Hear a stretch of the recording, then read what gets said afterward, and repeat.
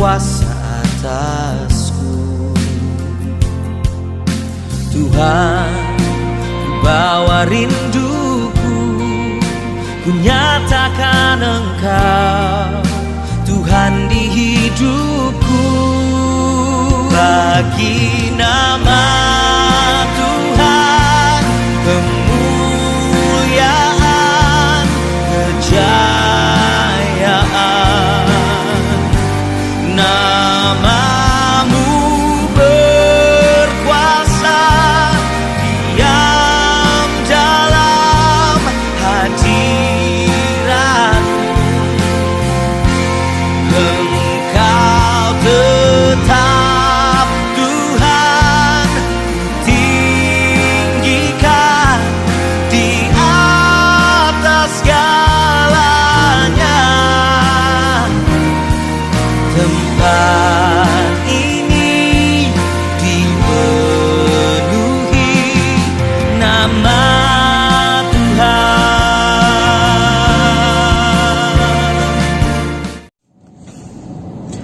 Salam jemaat Tuhan, jumpa lagi di renungan firman Tuhan hari ini. Sengaja sebelum jalan saya coba buat renungan ini untuk jadi bahan pencerahan bagi hidup kita. Renungan hari ini saya ambil dari 1 Korintus 10 ayat 13. Demikian firman Tuhan bunyinya, pencobaan-pencobaan yang kamu alami ialah pencobaan-pencobaan biasa yang tidak melebihi kekuatan manusia. Kenapa saya ambil firman ini untuk renungan hari ini? Karena saya lihat hari-hari ini hidup kita banyak pencobaan, hidup kita banyak ujian, banyak hambatan yang membuat kita tidak sedikit yang mungkin mengeluh, tidak sedikit yang bahkan kecewa dengan Tuhan mungkin. Hari ini saya mau ingatkan, termasuk mengingatkan diri saya sendiri, pencobaan yang kita hadapi hari-hari ini tidak melebihi kekuatan kita. Itu yang pertama. Firman ini bilang pencobaan yang kamu hadapi adalah pencobaan biasa. Artinya apa? Ini nggak lebih dari kekuatan kita, saudara-saudaraku yang terkasih. Saya kasih contoh tentang metode kami untuk mengajar anak-anak kami. Hari-hari ini kami mengajari mereka untuk menghafalkan firman Tuhan setiap hari. Porsinya Joel dan Josia tentu berbeda karena mereka juga punya kemampuan yang berbeda. Nah, saya khusus menyorot tentang Josia. Setiap hari diberi menu untuk hafalan firman Tuhan, seringkali dia mengeluh. Jadi kalau lihat dari bahasa tubuhnya itu, mama ini, bapak ini, berat sekali rasanya harus menghafal ayat-ayat ini yang mungkin bagi dia panjang, mungkin bagi dia susah, mengingat tumbuh kembangnya yang tidak seperti anak-anak biasanya. Tapi kami tekankan selalu, ini cuma hafalan biasa, dek, adik pasti bisa.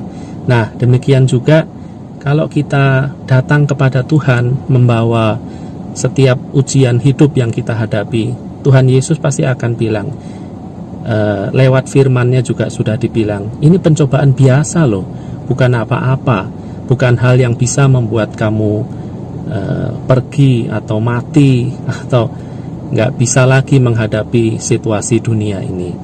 Kemudian yang kedua, firman ini dengan jelas bilang bahwa Allah setia menyertai kita dalam setiap pencobaan-pencobaan yang kita hadapi.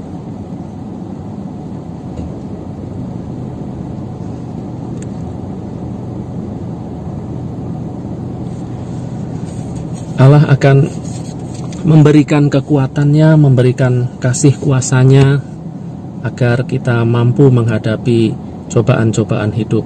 Kayak si Josia tadi, anak kami, kalau dia kesulitan menghafal firman Tuhan, kalau kakaknya kan sekali baca dia langsung bisa gitu biasanya menghafal. Tapi kalau Josia ini bahkan sampai 5-6 kali baru dia bisa, dan bahkan terkadang dia terlihat putus asa. Tapi kami orang tua terus meyakinkan dia bahwa kamu bisa dek, apa namanya, cuplikan firman yang dia merasa tidak hafal,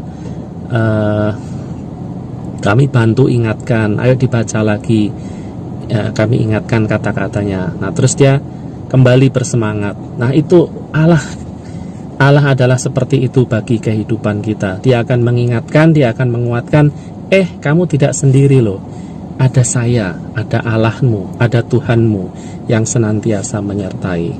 Kemudian yang terakhir, di ayat ini Tuhan tidak membiarkan kita sendiri, tapi tidak membiarkan kita sendiri untuk pusing memikirkan cobaan-cobaan hidup, tapi Allah menunjukkan jalan. Jadi dalam gambaran Josia tadi, kalau misalnya ya sudah terlihat frustasi, terlihat nggak enak gitu ya, nggak hafal-hafal, kami bukakan lagi contekan ayatnya, coba dibaca lagi dek. Nah gitu terus sampai akhirnya dia bisa berhasil melewati hafalan itu untuk hari itu. Sama Tuhan juga seperti itu, Tuhan akan tunjukkan jalan keluarnya. Jadi jangan khawatir, cobaan-cobaan yang kita hadapi tidak perlu untuk membuat hidup kita putus asa, jangan sampai membuat hidup kita terhilang di hadapan Tuhan, tapi terus berserah, terus beri yang terbaik, terus bersyukur, terus datang dan pergi ke hadirat Tuhan, karena hanya itu satu-satunya jalan. Demikian firman Tuhan hari ini yang bisa saya bagikan. Tuhan Yesus memberkati. Saya jalan dulu ya.